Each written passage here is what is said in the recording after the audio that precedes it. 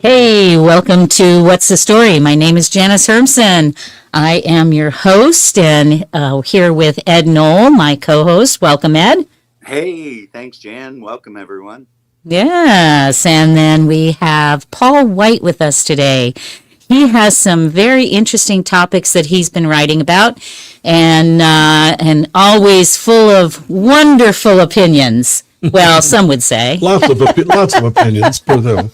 Some might say not so wonderful. I'm sure you've heard that feedback as well. Oh, yeah. So, but we're just really happy to have you here. And so let's get started. We've got a lot of topics. Ed, what have you been up to? Oh, enjoying the weather. We haven't had a frost yet. There's still some sun out. It's nice. Family, being around folks. It's fascinating watching games, being an Ohio State fan, for instance, and watching games from somewhere else for like 30 years, 40 years, and then coming home and being a part of it. It's a unique thing. And I didn't go to high school here, but my grandparents lived here. So I'm familiar with the area. And folks, family, but not really people. Interesting. Very interesting. Well, and Paul, what have you been up to? Oh, lots of these issues we're going to talk about. Just local leaders just never seem to run out of giving you great ideas that you need to get explanations for and figure out what in the heck are you doing. Mindset and solving problems, right? Not throwing resources at stuff, solving things. Let's just do it. Yeah, that's true. That's very true. So I want to mention that we have a new website, if I can find it here. Hang on a second, and I'll bring that up. Here we go.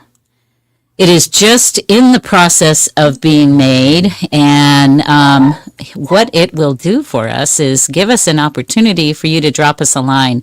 Tell us what you're thinking, give us some feedback, and eventually this is going to be into a full-blown site, but right now it's just a landing page. So it's lrpwhatsthestory.com, lrpwhatsthestory.com. So hopefully we'll get some feedback from you, and we'll, be able to hear what you have to say. Sounds like fun. Yeah, it is. We talk about it. We listen, right? We do. Whatever people send in, we talk about. So yes, we do. Yeah.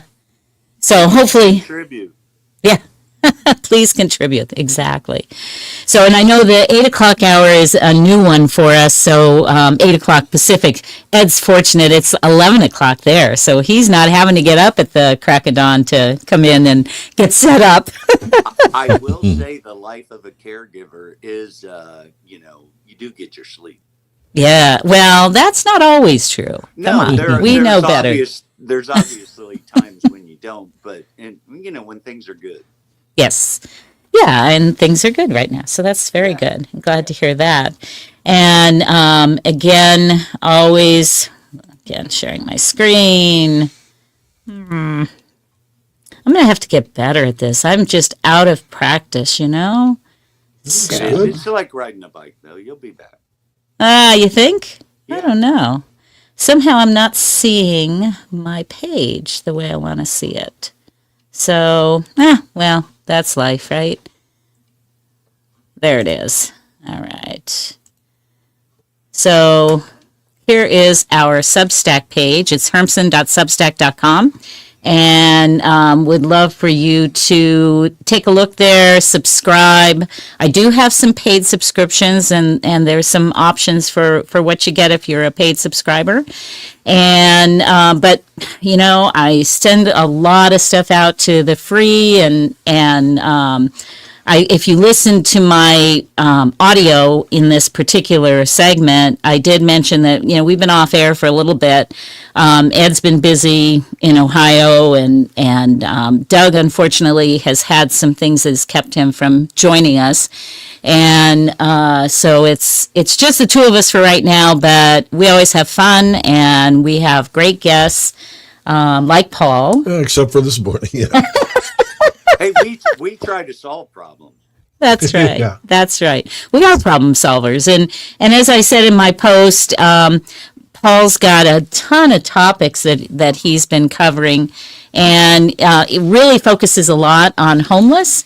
But this particular topic is near and dear to many folks' hearts. So the next one that we're going to talk about. So Paul, why don't you share? You're writing for the Nevada Globe now a lot. You're doing a lot of opinion pieces there. How did you get involved in that? Just, kind of briefly, how do you go about submitting an opinion piece? Nevada Globe is, Jan, probably the freest print, no question, the freest print publication we've got, in that regardless of what side, they tend on the conservative side, but they'll run anything you want to put your name on. And so I'd written on and off for them under a previous editor for a few years, and then got approached by them when they kind of had a little change in things and said, would you, we'd like to have you write regularly. So real opportunity. And yeah, I'd encourage anybody with a strong, responsible opinion that you can back up on any of the topics. They'll go national, international. We really specialize in local. Just turn it in to editor at nvglobe.com, and I think you'd be on your way.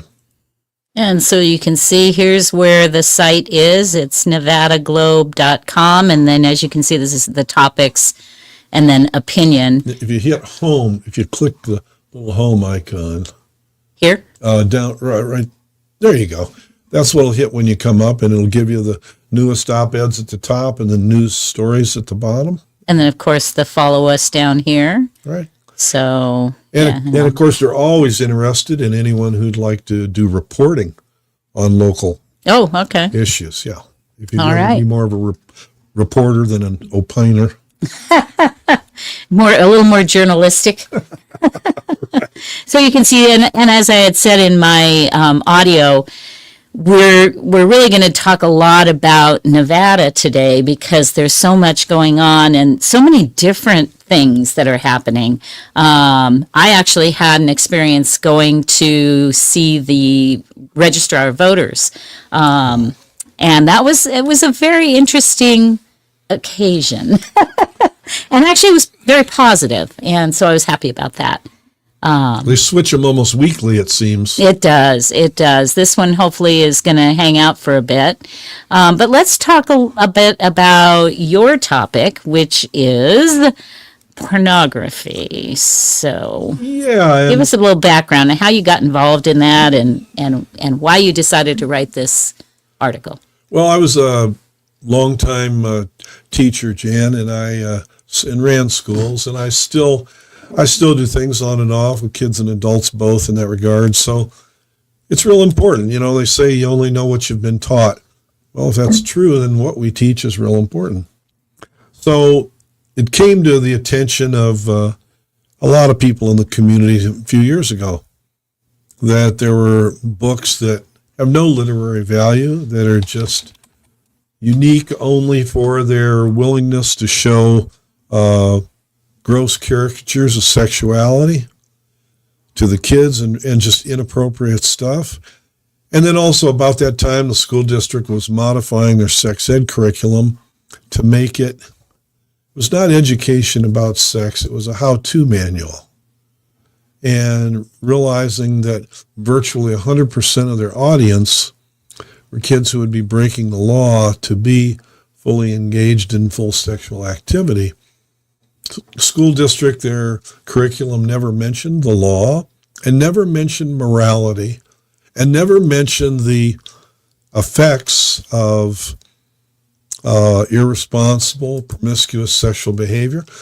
For example, if you go duck, duck, duck, goose and count 4 kids at the high school, 1 out of 4 has got STDs.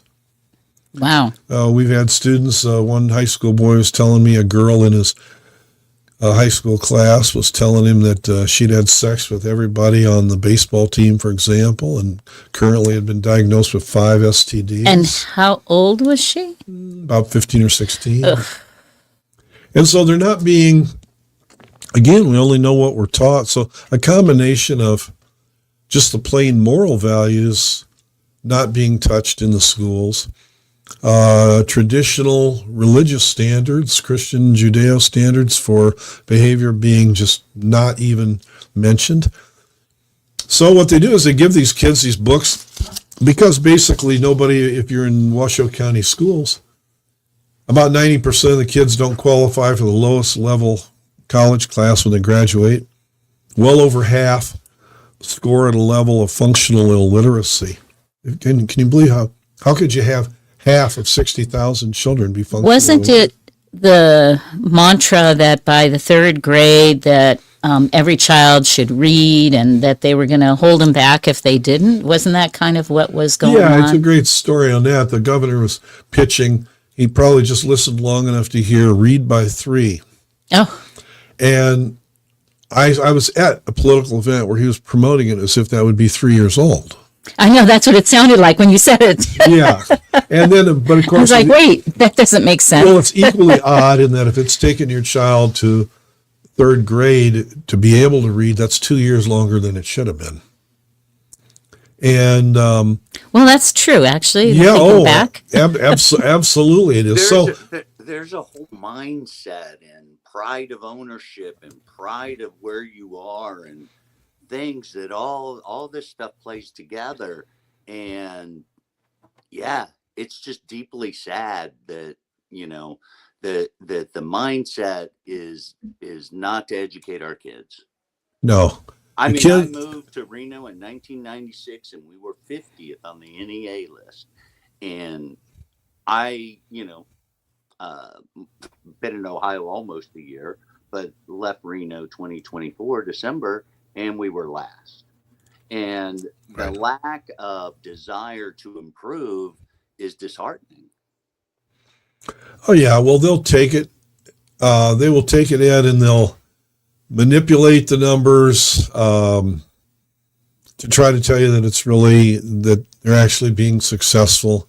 They don't mention that like a third of the kids, up to a half or more, don't even bother to show up on a given day.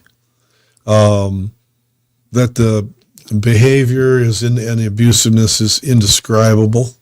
The drugs over half of the kids in secondary school are using every day on campus, alcohol or drugs. And so then you get around to the books. Well, all of a sudden it became apparent that a lot of these books that are just grossly inappropriate, no literary value whatsoever other than just trying to see how salacious they can be. Parents found out And, this was and wrong. has anybody determined what the purpose of this is? Why? I mean, obviously, we can see what it's doing, but why would someone have that agenda? Why would a teacher or a parent or a principal have that kind of an agenda? It just doesn't make sense to me. Well- They didn't go into teaching for that purpose, did they? Well, no, and it's a combination, Jan. And the more you look into these books, the more I started telling friends of mine who were really going to board meetings and being shut down and protesting against them. These books are not what are doing the damage to the kids. Most of them can't read them, and the ones who could don't. They hardly check out at all. But they keep over 3,000 titles of books defined as sexually explicit. And lest anybody think this is some kind of prudish, religious... Careful, because we are going to be on the radio here. Sure. Let them think it would be overreactions to these things.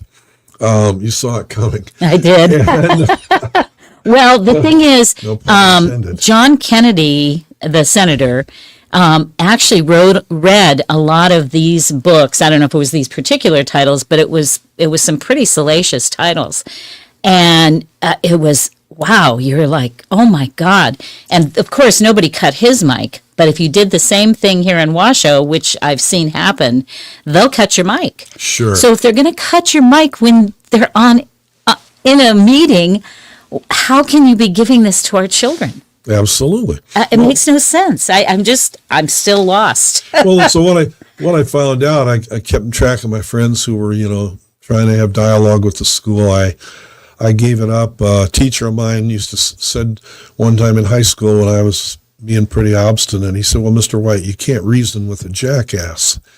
And that absolutely is the argument people should take to heart about trying to argue with the school board. The way to deal with them is to leave. They control the mic, they control the meeting, they control everything. So, well, I think there has to be a combination of ways to do this, though, because there are too many kids, and Ed and I have talked about this, and I think when you've been on, we've talked about it too, that there are too many families that can't leave. They can't see their way to leaving. Maybe they were brought up in this school system and they don't have the means to be able to figure out how to leave. Do you know what I'm saying? I'll challenge you on. The effort needs to be, right. It's awesome. Paul has that constant pressure on them to improve, and right. Whether it's, it's just improve, right? How is that a negative? How can they fight that? To me, it's just a power thing. And it just goes to the core if they don't have a clue. Well, the kids are the least of it. And it's about maintaining your employment. And just hitting real quick on what Jan said,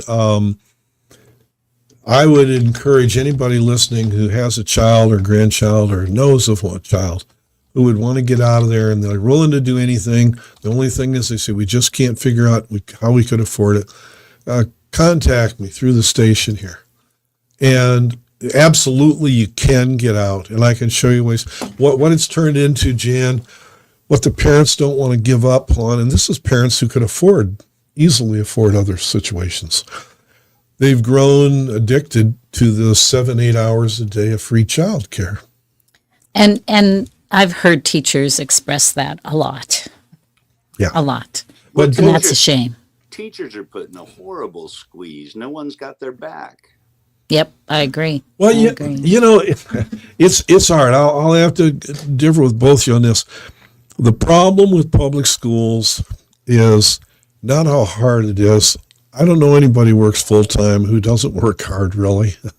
The problem is the main priority is not doing what's best by children. And they are afraid to speak up. Simply, they prize their job more than what they're doing. And I'll give you an example. On these books, as it has come up more, how gross and I mean ultra gross and disgusting. These are not just coming of age Judy Blume, are you there, God, it's me, Margaret type of thing. It's just hard, horrible porn. And so these parents I know and grandparents wrote to the principals saying, would you get these titles out of your library? 100% wrote back. Of the ones who wrote back, not all wrote back, 100% said no. And here's my reasons. And it was a nice fill-in-the-blank form letter the district had given them. We think they have literary merit. We think these are good situations to challenge kids. What? A book that tells a child how to have oral sex? Is that a topic that 11-year-old really needs to dialogue in class? I wouldn't think so. Yeah, and I'm way off the edge of how far they push it. Yeah. And if you wanna see reality, you can go to Paul's article because he expressed it very clearly in there. The exact types of things that they're printing. Well, so these principals wrote all these letters, were willing to sign off on letters as their own, saying how worthy and diverse, and they want to encourage intellectual freedom and stuff. So what you're saying is that the district provided them the letter, they read it or didn't, and then just signed it and sent it. Right. And so the problem really is not the pornographic books, like I said, they're not getting read. They're trash. They shouldn't be there. Libraries are a dewclaw. Nobody goes to them in a school. I mean, that's a whole nother show. Homeless folks do. Yeah, no, I mean in the schools. Well, they probably try to get in there too. Yeah. But the problem is, they probably let them. Oh yeah, hundreds of administrators who've got no more spine, no more principles, no more moral integrity than to stand up and say, no, this would hurt children. I wouldn't do this. I wouldn't do this with my own. And so the problem with the schools is that the government's given a monopoly on it. The far left operates leadership 99% of our public schools, certainly 100% of them here in Washoe County. And as a result, they've just got the same lack of values, moral, spiritual, any way you want to look at it.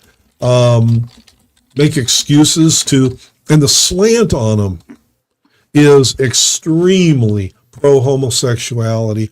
And I'll say, let me clarify, political agenda of that LGBTQ, ABC lobby. This is what they're fighting for, is this arguing for, which is, call pedophilia pedophilia. That's absolutely what they're pushing on. And they're not talking have committed relationships and marriages and raising children. They're talking strictly titillating, over-sexualized, horribly low-quality literature. It's hard to take. Yeah. So I guess the question then is, if they're not reading it anyway, why care? It's a good question. And of course, the question is, not only are they not reading that, they're not reading anything. Right. I went in a library.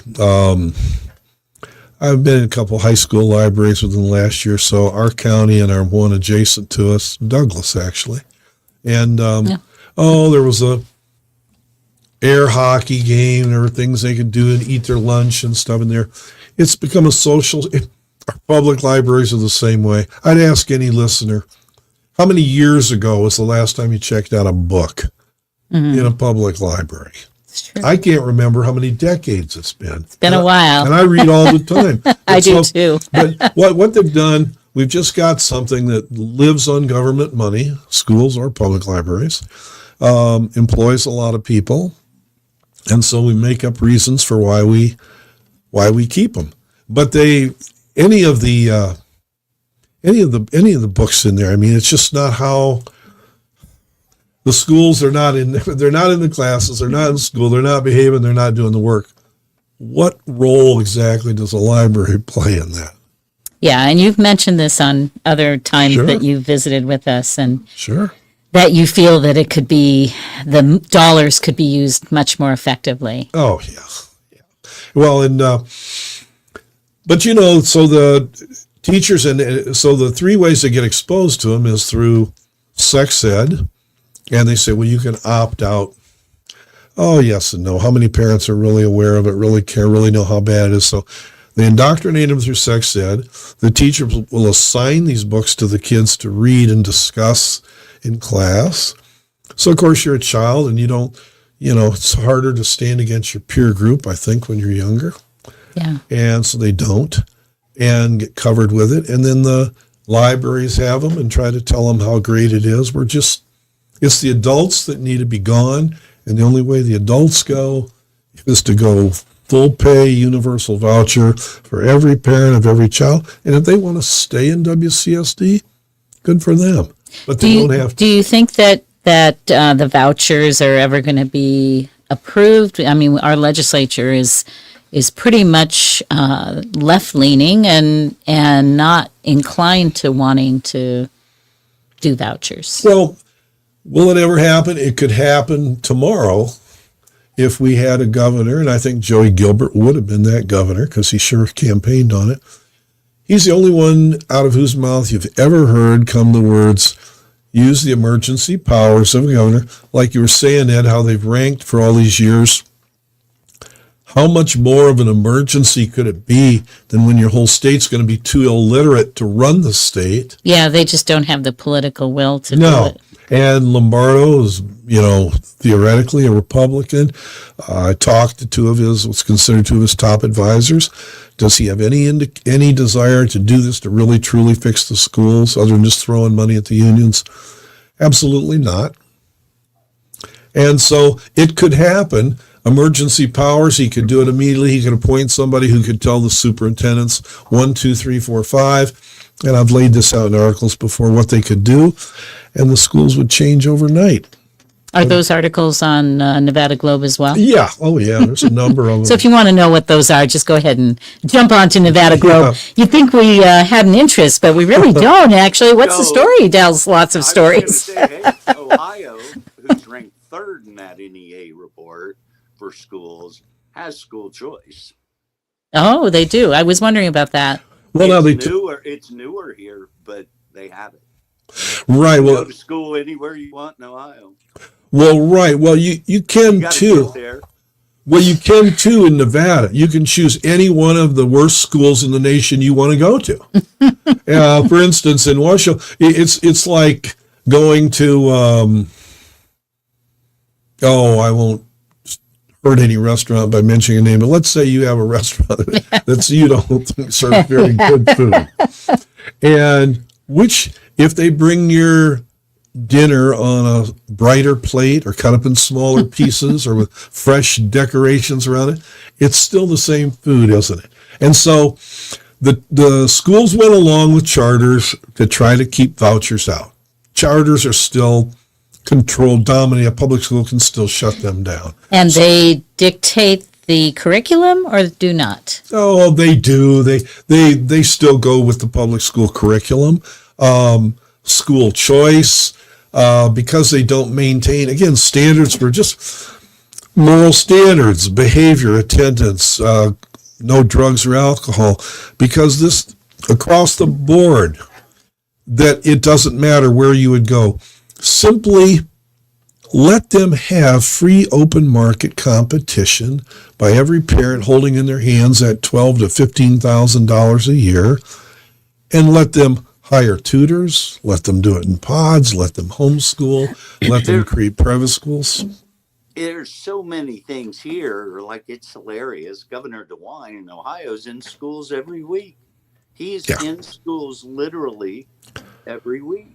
And it's just such a mindset, right? I mean, I always go to Ohio State football because people love us or hate us. Right. And if you love them, right? I mean, they're perfect this year, but as fans, we pick them apart. We don't accept anything less than what they got. This is just regular business. And that attitude has to come to schools. It has to come. You have to keep expecting more and keep working like you're doing. It's a real honor to be on here with folks trying to solve stuff. Well, and see, they've got to stop having this pity for teachers. When teachers say, well, I can't speak up, I might lose my job. And, again, you've heard me say before, I'd be sympathetic that if I hadn't lost 6 jobs by speaking up. And each one was better than the previous job. So if you look on the screen right now, you'll see that I shared the whited sepulcher. I mean, that was how we led into this, and that was how your article began. And I had actually somebody email me and say, I'm going to listen later. I want to know what a whited sepulcher is. Sure. I've never heard of it. And Paul came in yesterday and actually said this to me, and I said, no, I hate to say I'm not familiar. Sure, it's perfect analogy for what's going on in our schools. Whited sepulcher was a term Jesus used once in the Bible, and he used it to refer to the practice of the priests in that day, how hypocritical he felt they were. And specifically, sepulcher was just another name for a stone tomb. And under the Jewish practices of that time, they were considered very unclean and dirty. You didn't go near the tombs. But they were pretty prominent. So the priests decided they would whitewash them to make them look more attractive. And Jesus was saying that their practice of religion was like the whited sepulcher. it looked clean on the outside and was morally rotten inside. Which is kind of what you were describing with that, The schools. with that school and also with that restaurant. Right. It looks great on the outside, but Right. oof, when you take a bite. Right. And you've just got, I mean, the schools, anybody on the street can tell you what they need to do. You need to have a child who shows up on time every day, clean and sober, sits respectfully in class and listens and tries their hardest. That's it. That's it. We do not have one of those. Not one. That's a pity. And so we talk about everything else, but with the teachers saying, "Oh, how they need more money," which is the governor took the easy way out and just threw more money at it. Our teachers, that's what they do. That's what they've done my whole 30 whole years life. of Well, time there. teachers are our kids are performing essentially for decades the worst in the nation, right there. Now, our teachers are paid about like better than almost half the teachers in the nation. Florida, almost exactly with Nevada. Ohio, not Ohio, Utah, essentially less. And they do this. So where do they make the argument? I asked them one time at a school board meeting, I said, seeing as how these other states are doing so much more with the same amount or less, Right. how many of you have just come in on a Monday morning, picked up the phone? Why wouldn't the superintendent call their superintendent of schools and say, how do you do it? How are I you know. making it? Yeah, No, that'd be no. pretty It's simple. me forever. It's a phone call to your peer group. Yeah, no I totally interest. agree. No mean, interest. It's so easy to look at, whether Have a it's Zoom call. Massachusetts or other. You don't have to do exactly what they do, but you got to try. These folks haven't given any effort in my 30 years of trying to improve, and my son's a product of it. He's struggled at times at college, but he's going to graduate in 4 years from UNLV. He's going to Right. graduate in May. He's a survivor, but he's one of the few, I think. Oh yeah. It's they don't want to do it. They're too busy praising themselves for what they've done. The failures are hidden. The failures are more gross, really, far more than the books. All the children's suicides. I don't know if we talked about this in there once, Jan, but they should know what's going on. There's a middle school, and one of the secretaries at the middle school was telling me that the child had a illness that would cause her to, really just kind of fall apart there, epilepsy type of thing, and periodically, and so the kids, a lot of them make fun of her.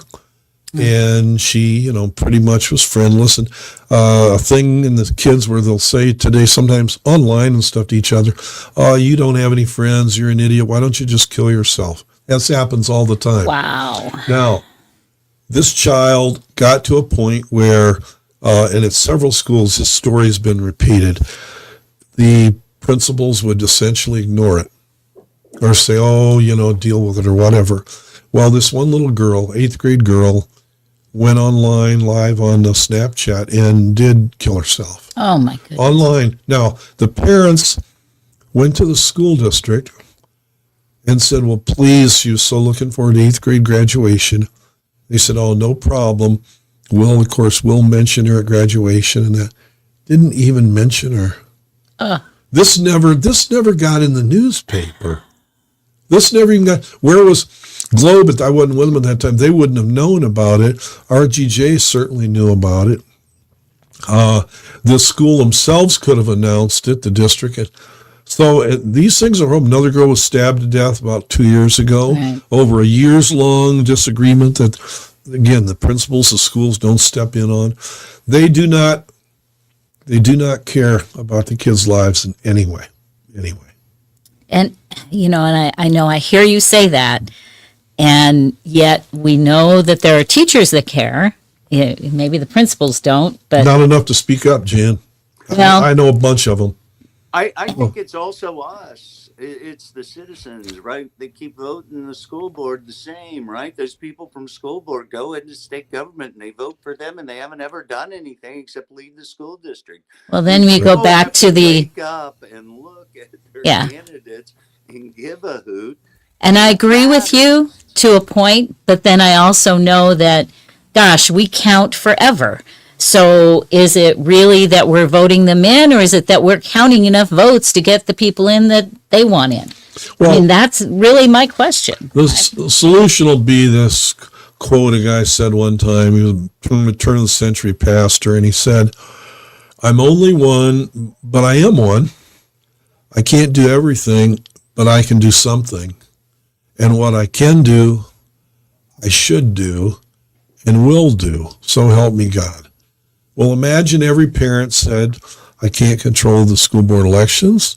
I can't control all their absurd policies." Or imagine every teacher did this, all their absurd policies that threaten everybody and hide everything from the public. But imagine that one parent, that one teacher would say, "I'm going to speak up because this is the top thing." A parent would say, "I'm going to speak up. I'm going to get my child out of there if I've got to go without a meal because this is my number one thing." All you'd have to do is have one at a time, one at a time, one at a time do this. They I don't. think, well, and I think that our mainstream media feeds a lot of the problems that we have as far as having people not be able to manage that kind of concept or that kind of thought process. Do you know what I mean? You know, peer pressure is tough, and mainstream makes it very tough on all of us. When we all started speaking out, even a little bit, what happened? You know, many people got shut down. I never got shut down, but I got bleeped a couple times. I had a couple of videos, taken off. I had to fight to get them back on. And, and that's just intimidation. That's all that is, right? Right. But And ultimately, oh, I'm sorry. no, Ultimately, go. a good education helps people know who the heck they are, right? And you have to be who you are and stand for who you are. We can't, that whole being able, I mean, no, there's generations of them, my son's in it, where they want Right, to be invisible, right. right? They want to get through life without any kind of stress or conflict at all. It's not possible, folks. You just got to equip yourself to deal with what's ahead of you. Right. And see what you good point there, Ed, on saying, you got to know who you are. Well, if you watch, and my argument would be that the number one thing that's a traceable stat over the past decades has been the lessening degree that religion, specifically Christians, Jews, plays in anybody's lives. Now, our schools are almost taken over. Our schools are as godless as can be. I don't know a teacher who would say they're a strong Christian or Jew. I don't know one. And there were very few when I was teaching, started out, 40, 50 years ago. So where do you get the idea of sacrifice? Better if you lose ultimately your life, your job, your whatever, but you do the right thing. That's easy to say, though. Well, no, And it's easy. Only, but I mean, if the primary guiding principle in your life is a religious teaching that teaches, yes, you sacrifice, but they don't have that. So if I don't have that, agreed. I mean, for example, Jen, take something as simple as 10 Commandments about not cheating or lying or stealing or whatever. Let's say cheating, lying. If I don't have that, why wouldn't I cheat? It's easier. Why wouldn't I steal? I don't have to work for it. If I don't have an undergirding foundation that says, you've seen that T-shirt mothers wear, because I'm the mommy, that's why. Yeah. Well, if you don't have one that says, because God says it's wrong, that's why. They don't have it. And we're not talking. It's true. They don't see any consequences to their actions. There's Right, nothing. and Yeah. I'll get into funny thing, right? Police. The breaking the speed limit's a law, right? And here in Ohio, guess what? It's a law. If you break that sucker, I mean, you see the police are omnipresent. They're around. I mean, so it's been my experience that the laws out there, they're only laws if they catch you, right? You haven't broken any Right. crime if Right. you, right? And Right. that's just how I see it. And it's true. It goes to what you were exactly saying about repercussions. Yeah. So the solutions come with action, and the solutions come with parents, teachers, principals taking some action, whether it's to go to their school and do something in the school to change things, or because maybe that's another option for them on a personal level, right? On an individual, like you're saying, like a teacher can do something even within their own classroom. They can at least affect some change there. They can, but if it all diverges, if it all They're taking a risk. if it all absolutely. promotes But morality, they can do it. they can, and the boss will say to them, "You got to stop." One parent True. said something, and so that's where worm turns. That's where That's when they make a choice. they make the choice. Yes, There that's you when they What make a is choice. But they can start there, is my point. I mean, we are looking for solutions. Yeah. What can you do? Well, Well, that's right, something you can do, right? go. I'm only one, but I am one. Yes. There How you go. many? So when I was there appeared to be a real shortage, right? And they had endless substitutes and stuff. Is that status still true? Do they have teaching jobs unfilled? I mean, do the teachers have a little power for lack of jobs? Well, this morning as we sit here, and they don't release these stats, Ed, there's hundreds of classes this morning being covered by people who are not in any way trained, educated to be teachers. They have kids coming together for 2-3 study halls a day, which just call it Well, I what was it going to is, say, babysitting. Ed's got a degree. He could be a teacher, right? Sure. Right. Yeah. Right. And you come in there, and they'll pull in a lunch lady, a custodian, a bus driver to supervise a study hall. They won't give you these statistics. I taught for a long time, had a pretty significant record of doing it well. And when I heard at first, when I came here, that they were short on subs, I went down and applied. And they said, well, they looked at my background. They said, well, why would you want to be a substitute? I said, well, I care about the schools and I like to write. And I said, I just plan to teach. I've heard so much about that the schools are not working. I'd like to get in there and be in the classroom, see for myself, and write about what I see. Nah. And at that point, the Bye-bye. head of HR probably thought I was the stupidest man that ever walked. And she said, well, thanks for coming by, but no, we can't use you. And I said, well, what's the reason? Well, we don't have to tell you, other than just no thank you. And there you go. I mean, there you go. And they'll continue as long as they've got money. And then when the money's in the parents' hands, they can move. It's my son, for instance. I was sitting here thinking about a high school teacher of mine who allowed no speaking in his class for 4 years, right? No speaking ever. He was an odd gentleman and had weird holidays and things. But I learned more from that gentleman than anyone I ever, was taught. Sure. And I know his name. My son, who's 21, can't give you a high school teacher's name he liked or knew or was attracted to or motivated by. I can name my teachers K through 12. That's a huge difference. That's too bad. Yeah. Yep.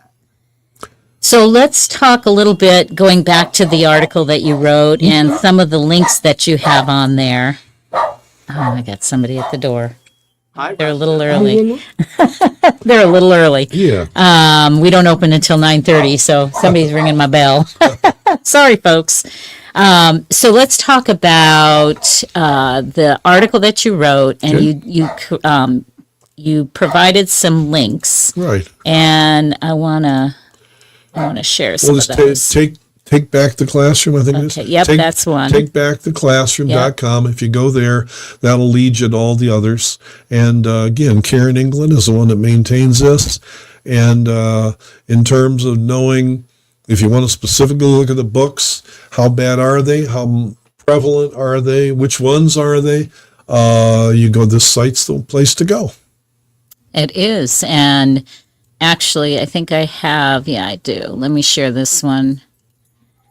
So here are 3,152 books found in the Washoe County schools out of 96 schools that that you can see are being presented to the children. Right. I mean, and if you want to look at your school and see how many there are, oh, it looks like there's, yeah, and you can look and maybe call the school or Read the excerpts. librarian or Read excerpts. yeah, See? read excerpts, see what's going on, or maybe contact Karen England as well Ask- through the website. And you know, Reich asked for a meeting with the superintendent. Right. Go to a school board meeting and speak. I mean, there's all these things you can do. But see, like what the school board will do, when it was open a few years back, we were bringing probably close to a couple hundred people to meetings. They switched it to a little boardroom where you maybe get 20, 25 people in there. look at Damani High School has, what, 140 some odd there? There you go. Wow. And so That's a lot. the school Doesn't board, surprise me. 142. well, and the school board meetings were in the evening, so parents could go. Oh, Galena beats them, 182. That's what the girl with the 5 STDs. Yeah. Uh-huh. And then Hug 100. So the high schools especially, sorry to interrupt you. No. But the high schools especially have a lot of books there. So, But see, you can't, and the public comment was at the beginning of the meeting. Now it starts at 2 p.m. That eliminates the majority of your Right. working parents. right. Now they want to make a comment. Oh, the board meetings drag on 3, 4, 5 hours. These are the folks for democracy, right? Right, Ed. Right. just make In it, our constitutional republic. right. Make it impossible for them to come there. And then they have a thing. They have this boilerplate. The county and city use it too. It couldn't be more unconstitutional. You can make a public comment, free public comment, unless, of course, it is harassing, repetitive, attacking, etc. Well, you could say good morning to me, and I could make an argument that it's repetitive. Therefore, you don't need to speak anymore.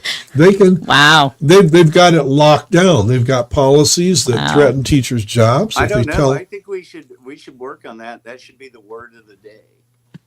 What's that? Repetitive. Repetitive. Repetitive. I know. Is there any law? That doesn't sound like a law-breaking thing. No. But see, if nobody challenges it, it stands, and nobody's Yeah. challenging it. So we don't have a whole lot more time, and hopefully someone has benefited from understanding a little bit about what's going on in Washoe County schools, maybe can take some action on their own and not feel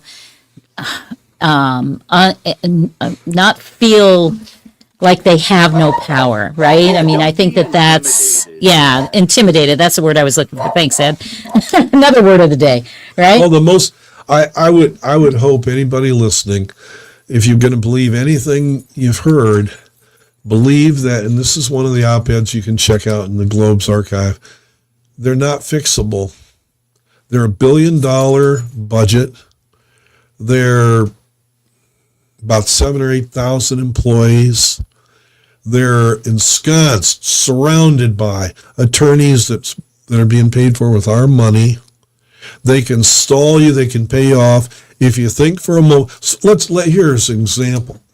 Let's say right this morning, right now the school district said, or we get pressure on them, and they agree to take these 3,000 obscene titles out of their libraries. Right this morning. There's not one thing that's harming your kids in the schools that would be fixed by that. No. They still wouldn't be coming, wouldn't be sober, wouldn't be behaving, wouldn't be safe. Right. And so there is only quit trying to fix them. Call me and let me tell you. I'll work with you. We can track it on your show. I'll show you half a dozen options you can do today. Parents, don't make excuses. Don't stall. You think the parents of the child who knew that this child was so severely troubled, the one who killed herself, one of the many, you think if they had it to do over again, they might take her out of there? I think they might. Yeah. Don't wait. Don't wait. I guess that is Yep. that's really the message. Yep. That's really the message. So let's talk about a couple other things that we have going on here in Nevada. I want to particularly focus on a voters' lone stand. Pastor Andy Thompson takes on the Nevada election system in a Supreme Court appeal, and I believe this is a Nevada Supreme Court appeal right now, right? He's not gone to the U.S. Supreme Court yet, Right. and this is Pastor Andy, and he filed a lawsuit and ended up, having the normal situation, standing issues. I do have standing, and now he is. Let's see. It's not about who won or lost, but whether everyday voters like you and me can even ask if the game was fair. Let's break this down very simply. Thompson's case started in the 8th Judicial District in Clark County, and Judge Jacob A. Reynolds dismissed it in June 2025. Now he's appealing that decision, arguing the lower court got it wrong on some key laws. And so they mention which laws it is, and it's about an election contest. Thompson says this law gives the voters the right to challenge election results if something smells fishy, like problems with how votes are counted or records are kept. But the district court ruled he couldn't proceed because he doesn't name a specific candidate as a defendant. So Thompson is saying that this is misleading, and basically locks voters out unless they're suing someone who ran for office. I mean, none of this makes any sense. So I think that it's interesting to see that he's willing, first of all, to invest the time and money to jump in here and do this. And so I want to say thanks to Pastor Andy for taking the time to do it. Sure. And he did it on his own. He's doing this pro se, which means that he's representing himself. He doesn't have a lawyer that's standing there, telling the court. So he had to learn a lot. Trust me, I know. And imagine if we just had, again, that I'm only one, but I am one. Right. Imagine. He's standing up. It's awesome. Right. Imagine and you don't even have to agree with him. The fact that he is willing to stand there and express, how he feels about it. So on this page, you can see, there's a screenshot of the court case, but you can find which one it is, and you can probably go in there and read it if you're really interested in knowing a little bit more. I know not everybody is geeky like that, but maybe you should be. Maybe it's time to become more that way. We're citizens. We need to challenge our governments to be better. Yes. Everywhere, right? I worked for the county. I was going to college, and there was the right way, wrong way, and county way. Why? Right. So we've already gone over time, so I decided to just keep going. Do you?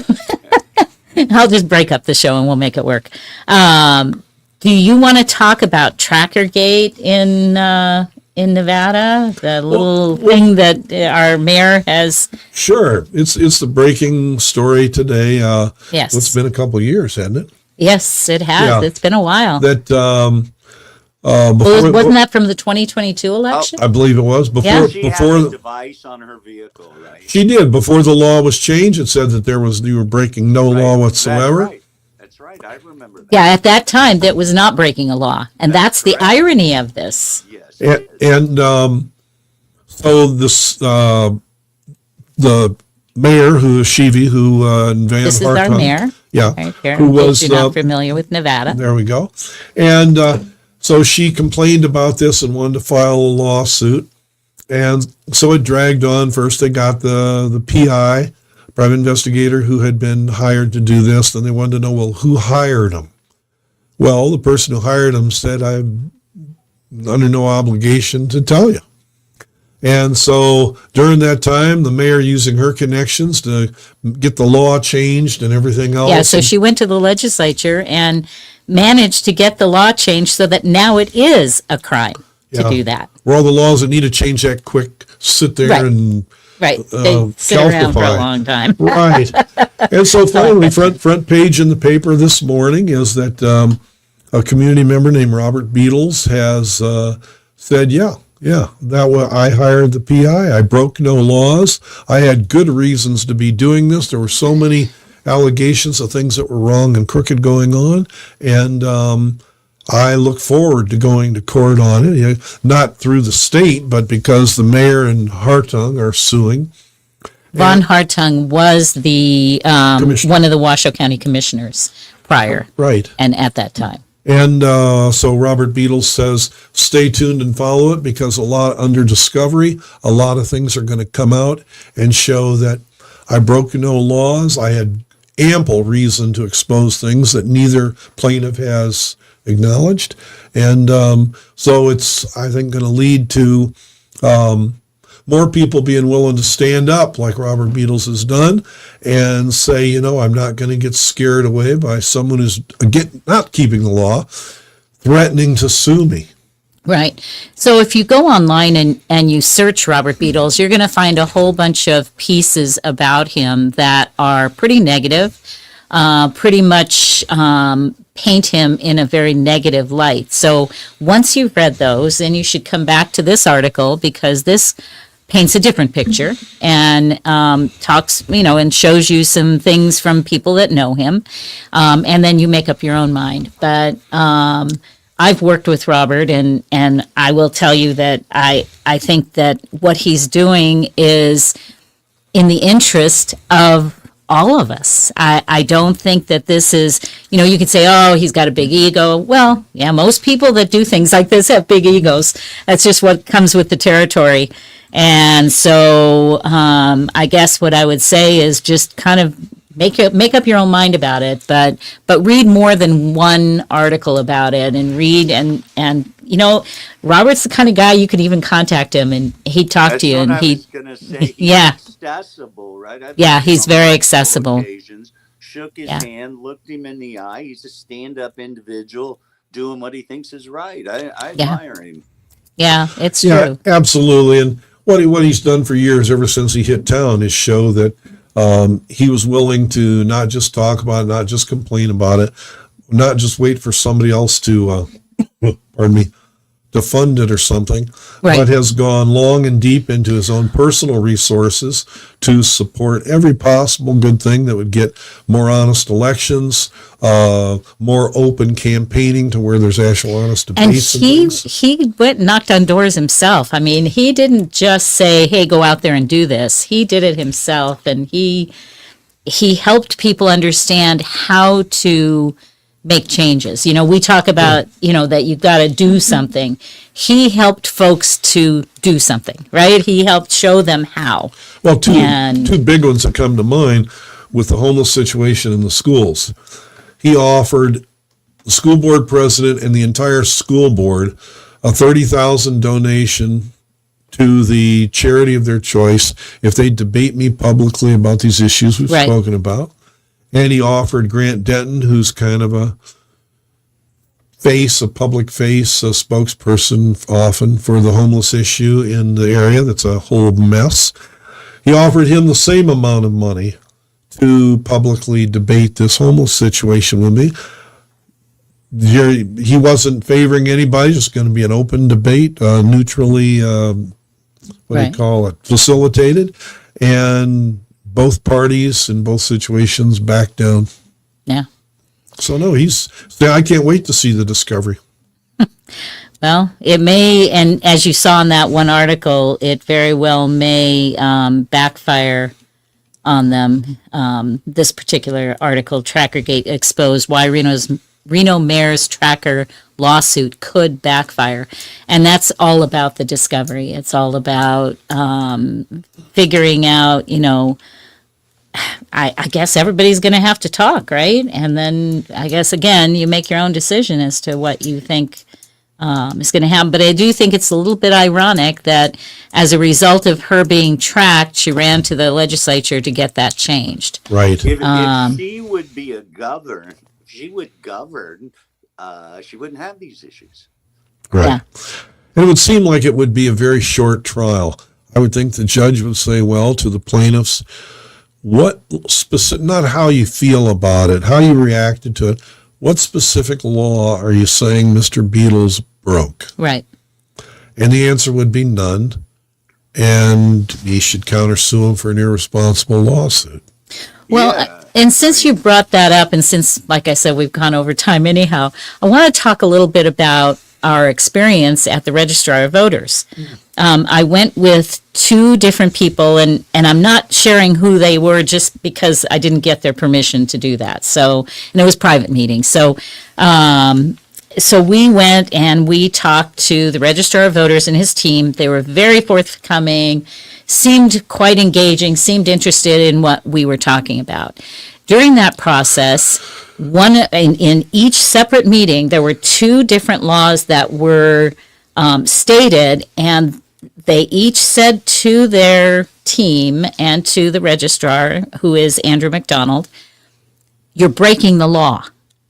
As soon as they said that, in both instances, one of the team members opened up a book and said, well, per a memorandum of understanding from the Secretary of State, here's what we were told to do, which was to break the law.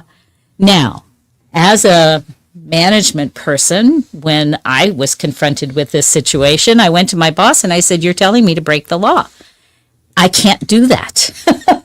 I will go to jail, and I don't plan to go to jail for you." And he told me, "No, you have to continue to do that."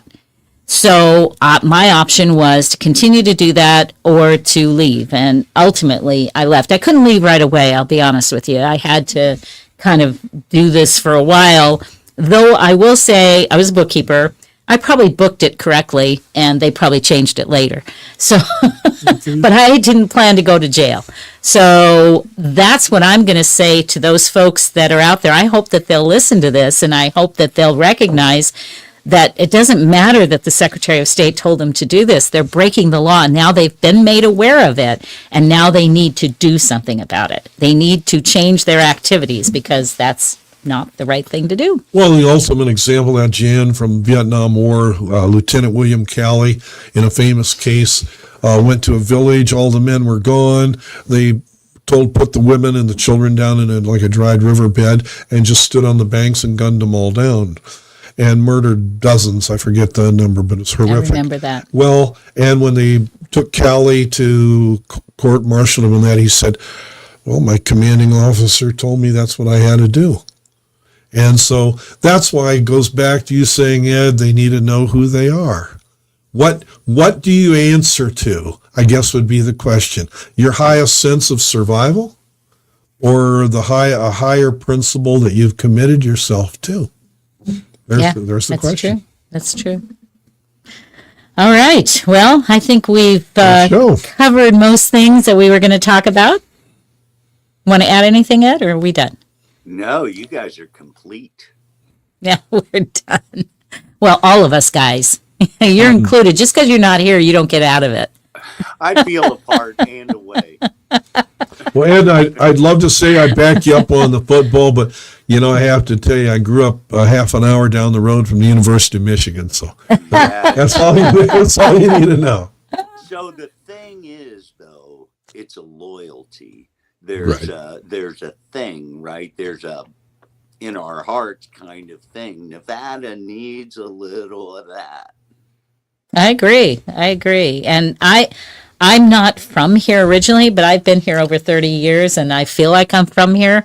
And I'm pretty loyal to the causes, and I want to see things get better, and I want to do my part in helping them. And hopefully what we expose here helps to enlighten people and make them think, and hopefully take some action. I mean, that's the whole purpose.